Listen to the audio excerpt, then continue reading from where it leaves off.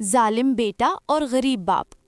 एक छोटे से गांव में एक बहुत गरीब बुजुर्ग बाप रहता था। उसका नाम हमीद था। हमीद अपनी पूरी जिंदगी मेहनत मजदूरी करता रहा ताकि अपने बेटे आदिल को अच्छी जिंदगी दे सके। उसने धूप, बारिश और भूख सब बर्दाश्त की, मगर कभी अपने बेटे से शिकायत न की। आदिल पढ़ता लिखता रहा और शहर जाकर नौकरी हासिल कर ली। जब आदिल कामयाब हो गया तो उसका रवैया धीरे धीरे बदलने लगा। उसे अपने गरीब बाप से शर्म महसूस होने लगी। जब गांव से बाप शहर मिलने आता, आदिल उसे अपने घर के बजाय बाहर बिठा देता।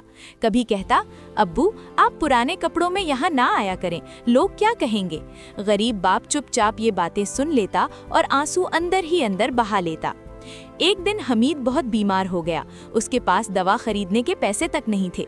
मजबूरन उसने अपने बेटे आदिल को फोन किया और मदद मांगी। आदिल ने सख्त लहजे में कहा, अब्बू मैं बहुत मसरूफ हूँ, मेरे पास वक्त और पैसे दोनों नहीं। ये कहकर उसने फोन काट दिया। हमीद का दिल टूट गया, लेकिन उसने फिर भी अपने बेटे के लिए दुआ की। कुछ महीने बाद आदिल की जिंदगी बदल गई। उसकी नौकरी चली गई, दोस्त दूर हो गए और पैसा खत्म होने लगा। एक दिन वो अकेला बैठकर सोच रहा था कि उसे अपनी माँ याद आई, जो बचपन में वफात पा चुकी थी। फिर उसे अपने बाप की मेहनत और कुर्बानी याद आई। उसे एहसास हुआ कि जिस बाप ने उसके लिए सब कुछ किया, उसी को उसने सबसे ज्यादा दुख दिया। शर्मिंदा होकर आदिल गांव वापस गया। जब उसने अपने बाप को देखा तो वो बहुत कमजोर और बूढ़ा लग रहा था। आदिल रोते हुए बाप के पांव पकड़कर बोला, अब्बू मुझे माफ कर दें, मैं बहुत जालिम था।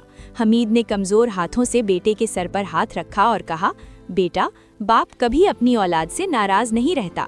उस दिन आदिल ने वादा किया कि वो दोबारा कभी अपने बाप की बेइज्जती नहीं करेगा और उसका ख्याल रखेगा। इससे हमें ये सबक हासिल होता है, जो औलाद अपने वालिदैन की कद्र नहीं करती, वक्त एक दिन उन्हें उनकी गलती का एहसास जरूर दिला देता है। वालिदैन अल्लाह की बहुत बड़ी नेमत हैं, उनकी इज्जत और खिदमत में ही कामयाबी है।